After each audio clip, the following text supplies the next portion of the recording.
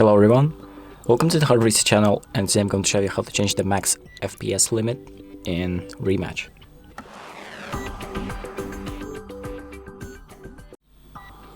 So the first thing that we're going to do is open up the Play tab of the game. Then we're going to select System, press Options, and then select the Video tab. And here we have max FPS, so this is the limit of how much FPS you can get in the game.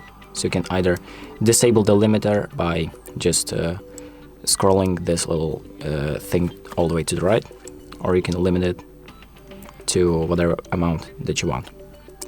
And once you've done that, you just exit out the settings and your options will be saved automatically. So that's about it. Thank you for watching.